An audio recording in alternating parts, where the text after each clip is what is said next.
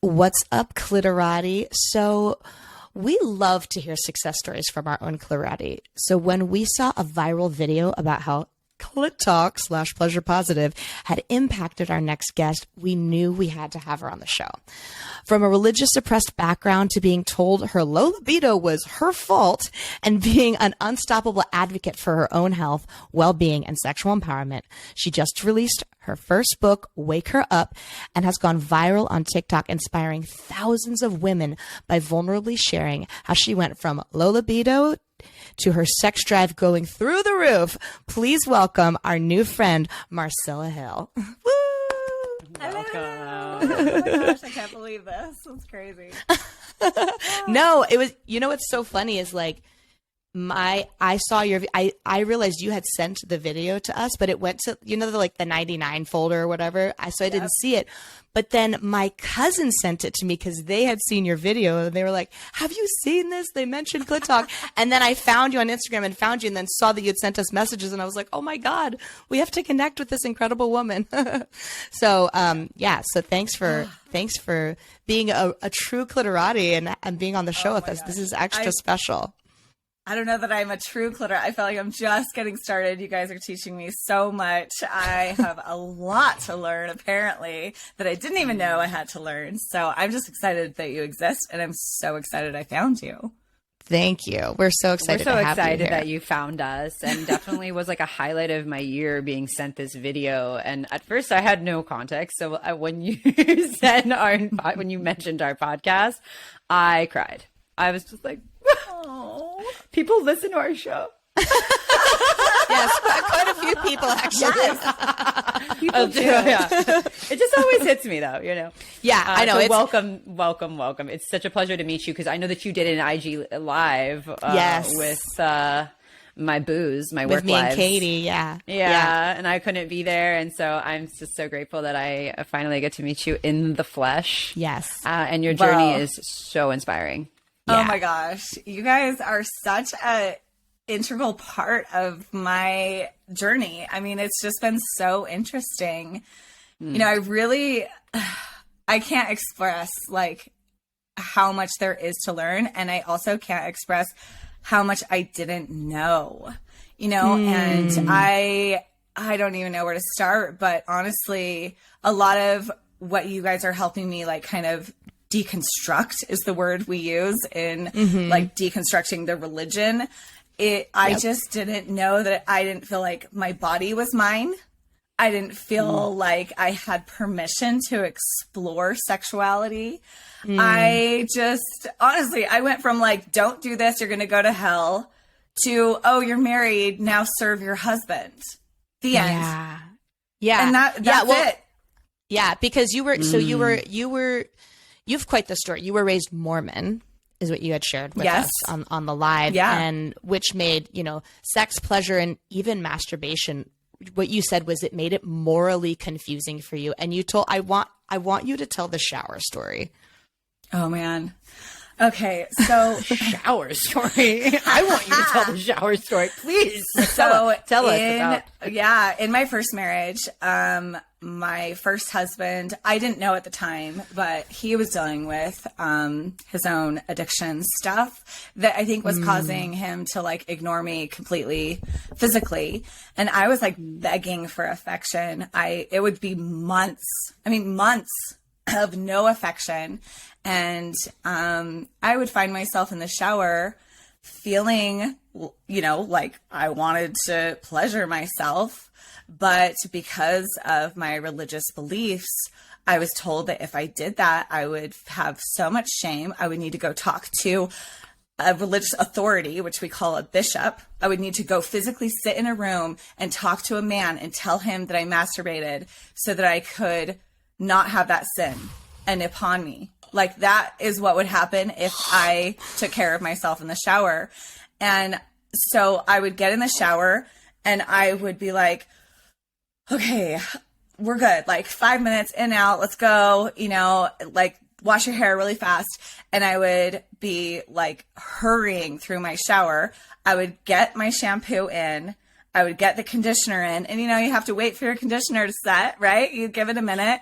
And it would be like that time period where I'd be like, oh crap. Like, I just got to get out. And I would just get out with conditioner in my hair so that I wouldn't sin. And I'm like so sad for that girl when I talk about that now. Because then there's sometimes that like I would succumb to Satan's power, you know, and I would do it. And then the rest of the day, I would just feel so much shame. Like, oh my gosh, like I can't even look at my kids. I can't even like go outside. I can't even like, oh my gosh, what would people think of me? You know, I would just feel like a shell of a human because I did this horrible thing that was so shameful. I mean, it's just insane that I thought that. It is insane. And now, I mean, honestly, it's I get the shower and I'm like, I would say that it's heartbreaking. Like my heart is breaking for that woman and for anyone who feels suppressed, whether it be by religion or by, you know, something you've heard. Like anyone that is feeling that suppressed and that guilty about their own self-pleasure, it breaks my heart. It breaks my heart. I mean, you think about like in my culture and in my religion, how many like teenagers are going. I mean, I would go to my bishop when I was in high school, when I was like 16, 17 in college. I'd be going to this man, telling him about my sexual sins. I mean, you think about all these kids that are going and expressing their sexual sins and trying to suppress it and then feeling like shame after shame after shame after shame after just complete, like, that they're just failing, that they're just complete failure. I mean, Utah has one of the highest suicide rates in the United States. Wow. And I really think it's because of shame. And I think a lot of that goes into like shame around sexuality, shame around like pleasuring your body, trying to suppress it when it's just like unsuppressible. Like you shouldn't be. Right. And especially because of what we know about now about how this is such a health conversation. We now know there are health benefits to orgasm, to these things that are related to expressing oneself sexually. And I really think it's so interesting what you said of like, you touch on something about not knowing, like you didn't know. And there's like three kind of buckets that Lindsay, Katie, and I, we acknowledge in some of the coaching work that we do. There's like what you know, what you don't know. And then the largest bucket is the realm of what we don't know that we don't even know. And just to connect this to where I think you're leading into, the realm of what we don't know is where we can control we can control the minds. If they don't know what they don't know, that's the ultimate, right? That ultimate of keeping people suppressed. And so you have such an interesting journey of also with like mental health around just like the conversation of health and sexuality and those connection points, that it's no surprise that there's a higher suicide rate to me with the linkage of the suppression around sexuality, because we know that masturbation impacts your mental health. Yeah. We now have research that supports that. Well, I've even heard, it's just mind-boggling. I don't know if you've heard about this trend. I just recently heard about this, and they're saying it's happening a lot in the Mormon community about this trend where it's called like shaking or something, where basically soaking. Yes, soaking. What is this? I had never heard of this in my life. I was like, what the hell is soaking? What is like not soaking in a tub, I imagine. No. It's like, what is soaking? It's like what is this? So the girl like lays there and the guy, you know, inserts himself, but you're not allowed to have sex, so they just sit there and like, I guess sometimes like people will bounce they just soak inside them with no thrusting, and then sometimes like I've even heard like people will like bounce the bed for them or something. As if that's like not having sex. I mean, look at Madison's face. It's insane. Yeah. It's insane. It's like if you're gonna shame people, they're gonna start doing weird shit like soaking. I was like, what the fuck? You're having sex. Like, where's the line? Wow. I mean, It's this like to me is similar to like in Catholicism, like Katie talks about like, oh, I just had a bunch of anal sex because somehow it's the same that thing. was different. It's the same thing. It's like you try to tell people that they're bad and wrong for their true nature, they're going to do really weird shit. Yeah, Like, no kidding. Yeah. I kind of want to try this. It sounds kind of soothing, like if we're really tired. No, they have like it's kind of like a kink. Like they have like soaking porn where there'd be like a guy and a girl, and then the other girl's like bouncing the bed. I haven't looked it up. Gosh. I heard this on another podcast. I don't know that much about soaking, so. Would I get in trouble if I just like went on my phone right now and Googled soaking porn? I'm so curious. Would you guys hate me? No, I mean yes, because you stay on your track. phone. Yeah. So anyways, gosh. I'm sorry. I literally Horrifying. learned this like 2 weeks ago, and I was like, what the fuck? So so anyways, I wanna go back. I wanna go back. Yeah. To, Anyways, Lindsay. She's gonna get real deep now. No, shut up. I am gonna get a little deep. I want to know, you know, for anyone who's listening right now that relates to your story a little bit, or maybe is in a similar position, how did you start your journey from, you know, that moment to now being where you are, such an advocate for your own I'm going to say your sexual health and your empowerment, because we're going to get into the whole libido conversation too. Yes. But how did you start this journey? Yeah. Unfortunately, it was like through a divorce. It was incredibly painful. You know, I mean, my whole world was broken in order to get to where you're looking at now. My first husband had an affair and with a friend, and it broke my whole world.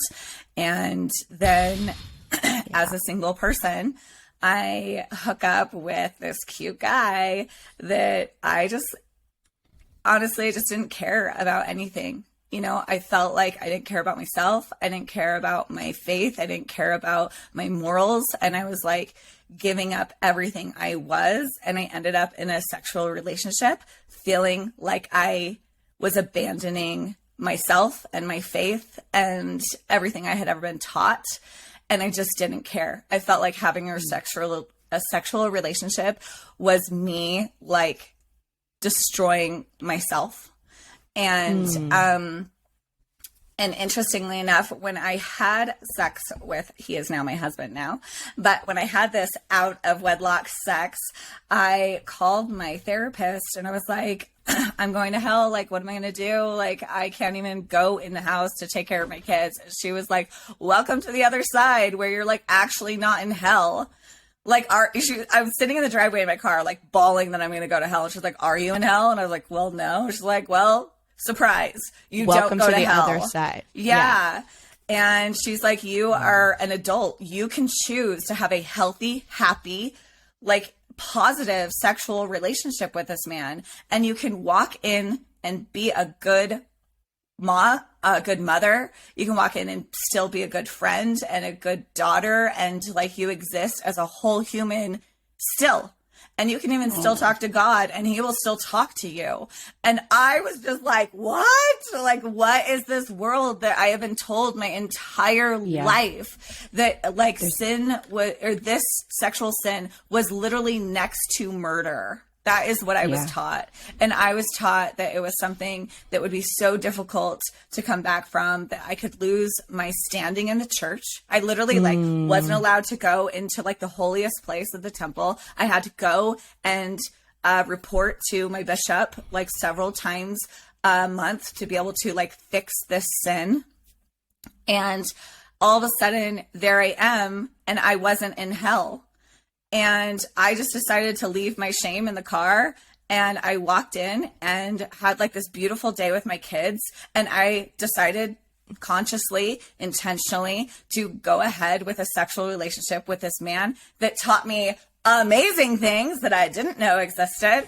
And like, I mean, just to get real, I mean, I love your podcast because you guys say the things. He went down on me like the first time we were together, and I was like, what the hell is this? I had been married for 9 years. He had done it once during the first week of our marriage and never again.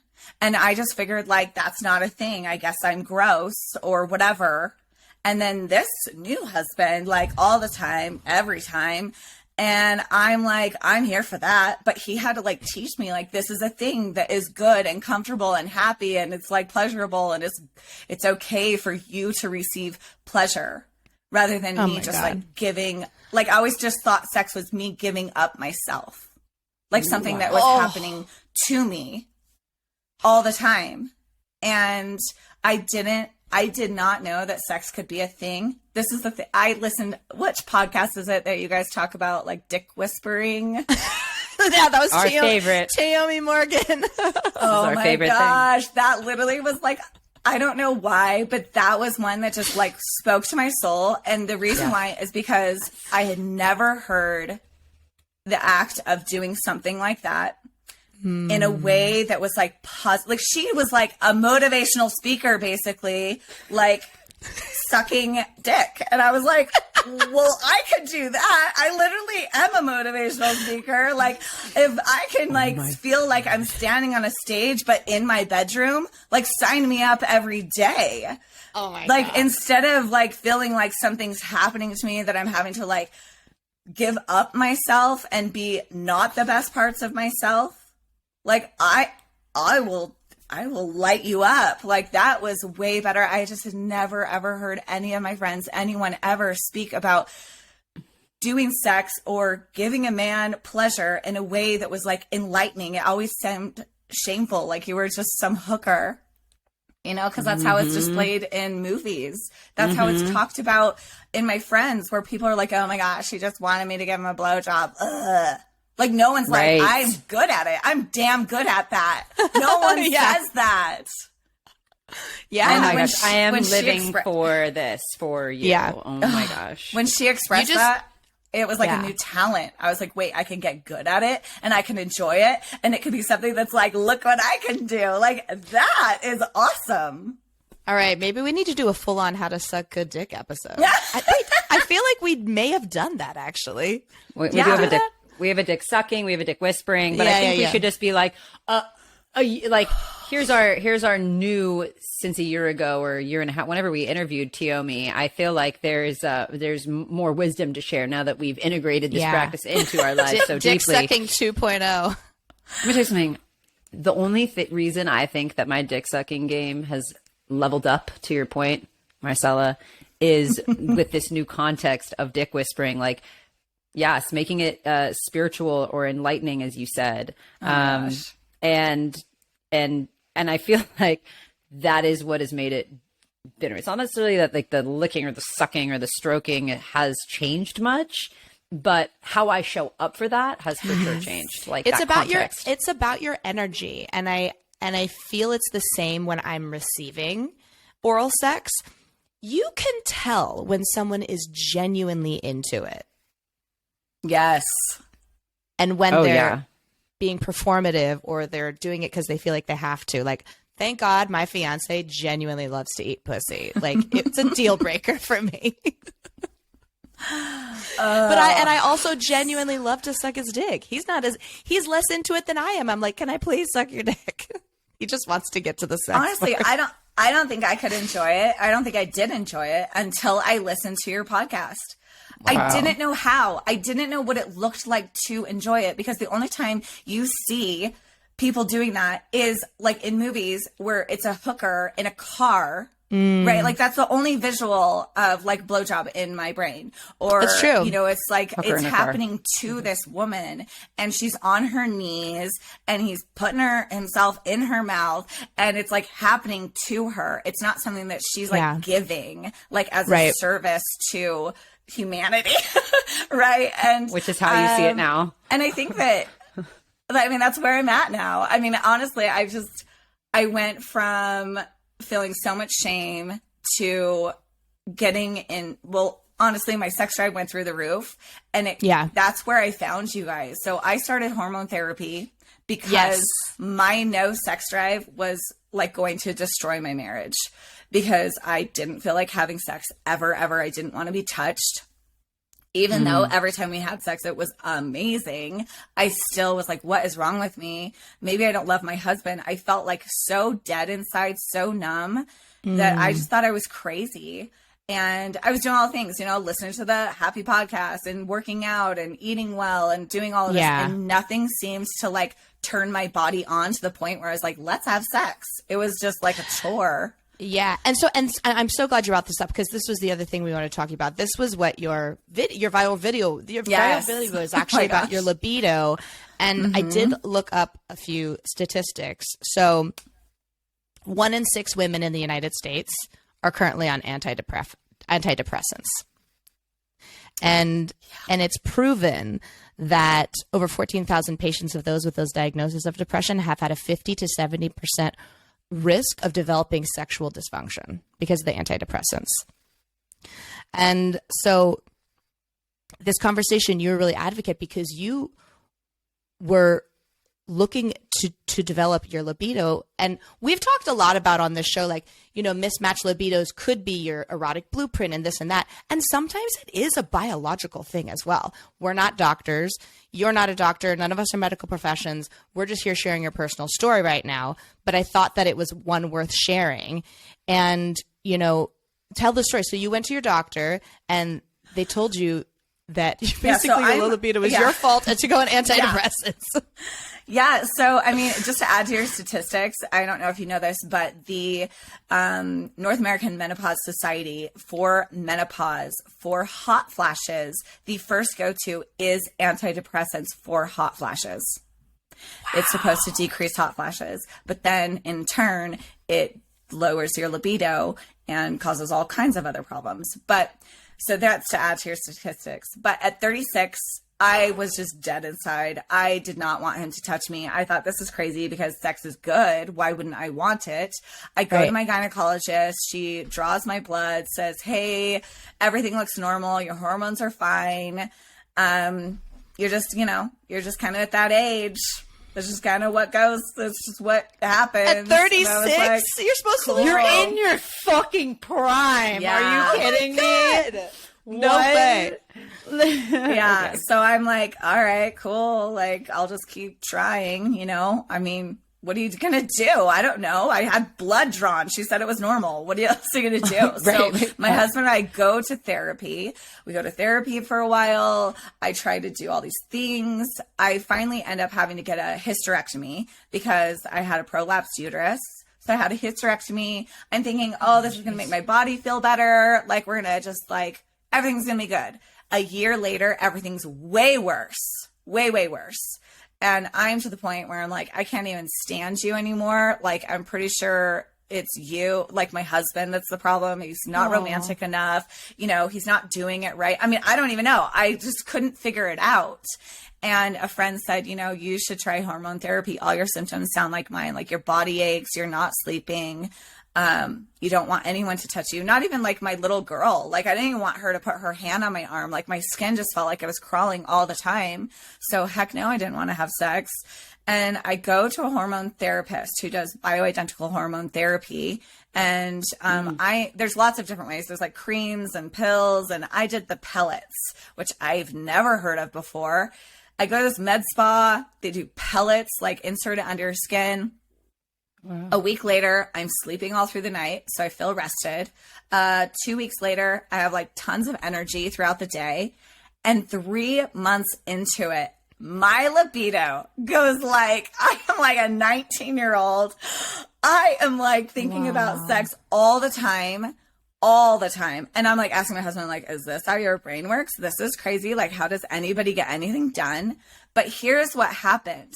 I had so much sex drive, like I was feeling horny all the time, that I started feeling guilty because of my faith.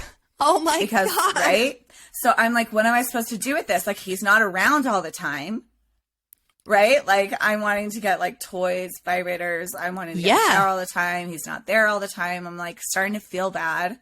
So I go kind of on this journey of like, okay, what else is there? Like, if I don't believe in my faith anymore, I was kind of losing my faith, stepping away from the church. I was like, then what is sexuality? Like, what is an orgasm for me? Why do I need that? How is this important to me? How does this benefit my life? I've got to figure out how to restructure this. I read like Living an Orgasmic Life. I don't know the author. I read that. And it just kind of like, you know, went down this rabbit hole. I started Googling like sexual podcasts. I don't remember what I Googled to find you guys, but like your Clit Talk thing, it literally was like a splash of water to my face. Like the picture of it, it looked classy. I listened to it and it's like these girls that I felt like could be my best friends talking about sex in a way that I literally never heard. It was kind of a melt my face off. I was like blushing and like, I had to like force myself to listen to it. I was like, no, Marcella, if you're going to restructure how you think about sex, you have to make yourself listen to something you've never heard before. You have to, you know, and there are a lot of your podcasts that were incredibly uncomfortable for me. I'm sure. I made myself listen to it because I was like, I have to fall somewhere on my own. You know, I've got to figure out where to go. I needed to listen to something pretty extreme that could teach me a different way of thinking about sex and restructuring sex. You know, I wasn't really here to listen to like tips and tricks, but I mean, they've been incredibly helpful. But what it did for me is it helped me understand, holy crap, like sex and the act of sex and sexuality and sex drive is not for another person.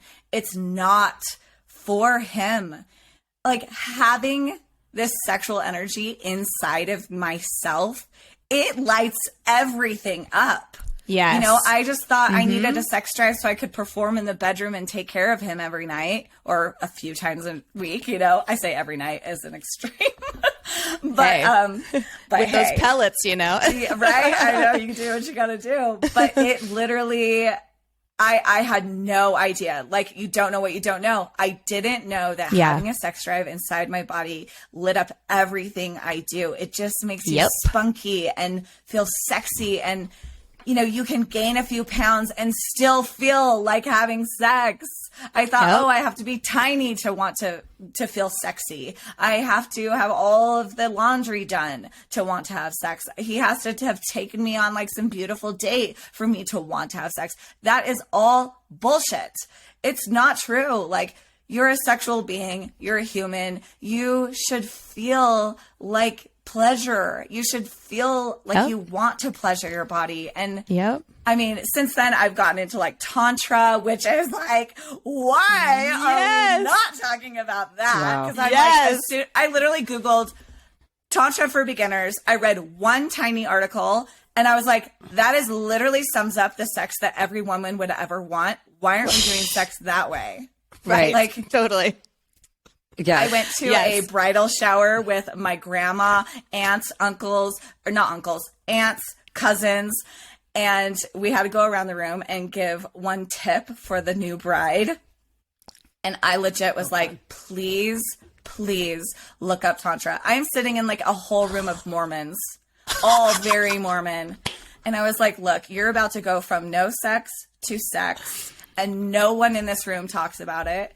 I was like, you have to look up Tantra immediately, and you have to know what sex does for you, because it is not something, I mean, I just laid it out. And the joke was, I was so uncomfortable. I was like, oh, my grandma's probably just like, what are you doing? And no one said anything to me. I was like, oh, that was probably not appropriate. And a few days later, one of my cousins messaged me on Facebook that I had never talked to before. It's like a cousin of a cousin. And she was like, what you said, I'd never heard anyone talk about sex like that. Tell me more. Wow. And she'd only been married for like, I think she's been only married for a year. And I was like, this will change these girls' world. Well, you know? And so I like, you've dropped so many golden nuggets this episode. I'm just sitting here with goosebumps. First of all, like, I'm so moved by your story and so blown away, like from point A to point B, now the advocate you're being, not only for yourself, but for others. For you to say that in front of a room of Mormons, like, oh my God, can you just stand in your accomplishment of that? Like, what it took for you to have the courage to do that in that moment is no small feat. And it's really amazing. And when you were talking about, how when you embrace your sexual energy, it leaks over into every area of your life. That is exactly why we still do this podcast, because we all had similar transformations. And yes, it starts in the bedroom, but that's why we created our live 8-week sex and empowerment course, so that we could synthesize what took us 5 years and have people get it in 2 months. And we've had people come out of the closet. We've had people land their dream job. Like, it is the thing that completes your transformation, because it is a part of your essence. It's a part of your soul, your sex center, as we call it, right? And without that, we're incomplete, I think. Yes. I mean, there's in the study of Tantra and how it reframes the speaking about your man part and your lady parts and all this, and how you talk about, like, it is like your other heart, that you have this one heart in your chest, and then you have another heart down below. And I was like, wait, if that is my heart, like, how do I get to know that? And how do I use that? Because I feel like I use my heart in my chest all the time for, like, love. And then if we're going to restructure that into, like, you have this other heart that you don't know about, like, it's a whole nother part of you. And it's just, sex have been diminished down to this one act that takes a few minutes.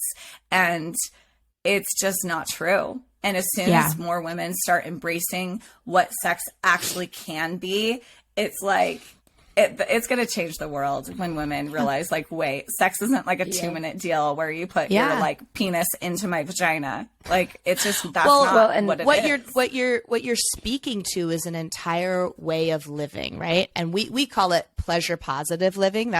We just changed our name to that because I would love for you to be able to actually recommend our podcast to some Mormons, maybe, right? like Clit Talk, we love it. And we believe that 1 million people living a pleasure positive life is access to peace on earth. Yeah.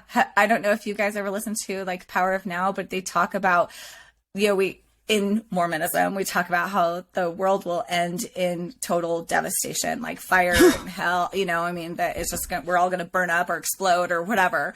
And in the Power of Now, he talks about the world ends in love. Like, when everyone accepts, like, love and pleasure and is fully available in everything that they are, that's when the world ends. And when you get to that place where you don't care what other people think and you're fully there trying to be everything that you are, the world really does end. It's just like, it doesn't pertain to you anymore. Right? And the one thing that is interesting about talking about the world ending is when you are in an orgasm. That is such a complete state of being, all of you. It feels the same as when you go into, like, full meditation and, like, yoga or something. You're, like, out of your mind in this space where, like, there's no end, no beginning, you can't, like, create specific thoughts. You're just hanging in midair. And if more people could practice meditation, which is also orgasm, and really realize, like, orgasm is this, like, I don't know, like, out of your mind experience that we should spend more time in, we would give it more weight. We would want to spend more time there. Well, and you've heard about once we really understand the benefits of something, the true impact of something, there's, like, a willingness to change the behavior and drop into that. So, like, I love, like keep preaching, like, and it's like in this conversation, I see you having the ability to be a spokesperson on this topic for the Mormon community. Let's just say, I already see that for you. It's already happening in a microcosmic ways. But yeah, to take pleasure, to take health back in our own hands, I feel like that is really the essence of your story. And for everyone listening, think about the last time you went to the doctor for some sort of ailment and they told you what it was and you just listened and then kept going on with your life and then it didn't go away, right? Well, until you take your health into your hands. You're not going to go get a second opinion or talk to this friend or talk to your therapist to get to the fucking bottom of it. You're just going to keep going on like something's wrong with me and the doctor said, and so the doctor knows. And I think we live in a world culture where that's how we operate, very much in like, and we don't question what we're told, like really question it and say, got it, you're the doctor. I'm going to go get 5 other doctors' opinions, and I'm going to talk to a friend, and I'm going to talk to my therapist. Like, you are embodying what we talk about, being responsible for our pleasure and our well-being, and what it looks like to be truly responsible for being the source of your health, vitality, pleasure, and well-being looks like Marcella Hill. So just for everyone listening right now, being like, that thing for me, there's something, if you feel like, why am I not having this breakthrough? There's a certain way of being. There's a certain place to come to within yourself that I feel like, Marcella, you really came to with yourself. And once you registered within you and clicked it on, now you're causing miracles everywhere around you. But no one did that for you. And I feel like everyone's kind of waiting to be saved. Who's going to do it for me? Yeah. Who's going to make me come? Who's going to make me better? Yes. Oh my gosh. Well, and that's why I wrote my book, you know, Wake Her Up. If you feel like something's missing, it's you. If you feel like something is missing in your relationship, it is you. If you feel like something's missing in your sexual experience, it's you. Right? Like, and we have this power inside of us that no one is utilizing. We're all either just relying on God out there in the universe somewhere, or relying on our partner to be our person that's fulfilling all these things, and we're not even showing up. We're not even spending time to get to know ourselves. We're not spending time to know what brings us joy, what brings us pleasure. We think that the things that bring us joy and pleasure are extra. It's not. It's literally your air. And everyone's like, where did I go? I feel so dead inside. I don't know who I am anymore. Well, no shit, you don't know who you are anymore. Like, you haven't even done anything that is you. Right? Like, you're doing the dishes, you're running kids all over town, you're like giving up yourself in a sex form. And then you're like, where did I go? Well, like, come on. Like, if your kid never did anything, never played sports, never found their thing, never found their people, you would go sign your kid up for every damn thing you possibly could so your kid could find themselves. Yeah. And then here we are at like 40 being like, where did I go? And we're not like signing up for an art class. We're not signing up for yoga. We're not going and doing anything to find ourselves. We're just sitting there waiting for someone to show up and be like, there you are. And that's never going to happen. Well, like, Instagram isn't going to. Yeah, Instagram is not going to fix it.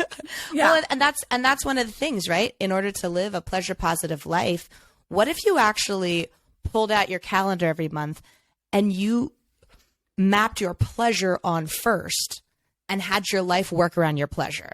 Now, I think to a lot of people that sounds like an indulgence, and to me that concept sounded like an indulgence at first too. But do you know what happened when I started doing that?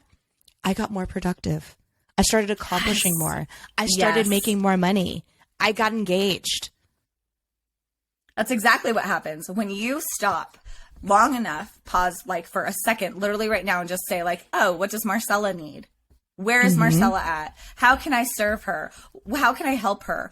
When I started asking myself those questions, I went on this journey called 100 Days of Being Me on Purpose. And it was like, there's no workbook. There's no, like, it's not a thing. It's just me waking up, journaling, like, what does Marcella need today? And I would just think like, oh, today I need to do the laundry because it's really in my brain. It's been bugging me. Or today I need to go visit a friend. During that 100 days, I wrote the book in 30 days. At the last 30 days of that 100 Days on Purpose, I wrote a book. I started, I reframed my entire business. I started traveling all over, speaking about creating joy from the flaws with my other company that I own. Like, I did all these things that I even look back and I'm like, how did I do all of that? And it's because I was intentionally asking myself, like, where does Marcella need to be today? Yeah, and you were in your pleasure. Yeah. You're the one missing. We think that like we're inconveniencing the world or the people around us with the thing that brings us joy. And then at the exact same time, we're like, I don't know where I am. Like, you are the thing that is missing, and you finding your joy, you finding yourself. It is the thing the world needs. And it's not extra. Self-care is not a luxury. If you think you're doing the people in your life a service by not taking care of yourself, well, that's what you're modeling for them. And you're not showing up as your best. Like self-care is not a luxury. Somebody told me once, because we were kind of going through this session, I was talking about writing my book and starting speaking. And I was like, well, who am I to do this? Like, just feels so pretentious. And I just, I just don't want to make people feel small. And she straight up looked me in the face and said, if you don't do this, if you cease to be everything you are, that will be the most selfish thing you could ever do. And it even like now, it like just daggered to my heart because it's so true. All these mothers are running around giving of themselves all selflessly. But then what are we doing? We're literally becoming victims of motherhood, victims of being a woman. We are not victims. And we are incredibly powerful. And I think I just want to call bullshit on like the whole world and everything I've ever learned.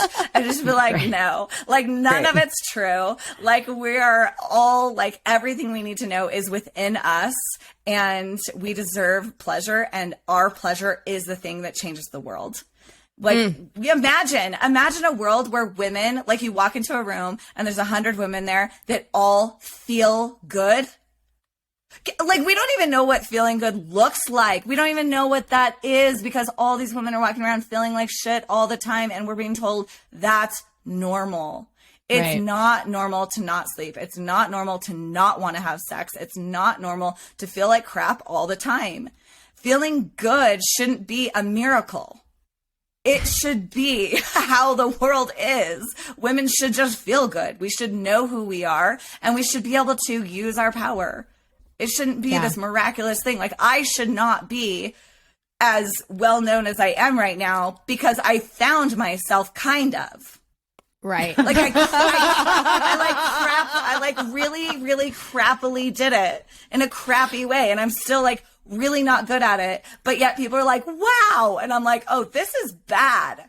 Like if I'm like a level up, like we're really not doing good. Like we all deserve to feel good and it shouldn't be an anomaly when one of us does. Yeah. What a powerful way to bookend this conversation. Like it should not be an anomaly to feel good. Absolutely not. The Marcella movement is real. Oh my gosh. I'm a fan. I'm a fan too. And just feel such a beautiful like allyship with you, Marcella, in our, similar come to, wow, I have a pun right now that I don't know if it even works. I was like, similar come to Jesus moments. And I'm like, I don't know. Is Jesus part of that equation? I don't know. Is he? I don't know. You'll have to educate me later on, like Mormon. But it kind of wraps it up, right? Yeah, it does. And I feel such an allyship with you and your message. So excited to continue collaborating and sharing our like-minded messages with as many people as possible. Marcella, you are such a gift and such a miracle. Thank you so much for being who you are, and the love behind your message is so palpable. Like the words you're saying are, that's one side of it, but the frequency in which you're holding these words is so inspiring. I feel like it's safe to say that Lindsay and I have both had goosebumps this entire episode. Yep. You speak with such great love. Yeah. Yeah, absolutely. Yeah. Well, and just what you're doing is so important. Like for me to even listen to your podcast takes bravery on my part. I can't imagine like being on your end, like speaking it out. I mean, just for me to use the word like dick. We've had our moments around people. I'm like, I just said that. But I just want to reiterate, like, one, thank you for having me. Thank you for knowing that this is important to women. And keep like melting our faces off, keep saying the hard stuff, keep waking up our souls and our vaginas and all the things, because it is just literally going to light the world. Like you guys are it's so refreshing to listen to. It's not like anything I've ever heard, and you're important. Thank you so much. Thanks, Marcella. And Marcella, I'm sure our listeners are dying to know, how can they follow you, keep following your journey? What's the best way to keep in touch with you? Best way to get your book? Amazing. You can follow me on Instagram and TikTok. I have a bigger following on TikTok. I have about 252,000 followers on TikTok, all talking about hormones and sex and all the things and waking up in all areas of your life. So my TikTok and Instagram are being Marcella Hill. And you can also go to marcellahill.com to get my book. You can find Wake Her Up on you can find Wake Her Up on Amazon. It's on Audible. So if you don't hate my voice, you can listen to more of my voice there. You know what? I just have to say, I didn't know. I was so afraid about my voice because I used to have this really pitchy, high voice.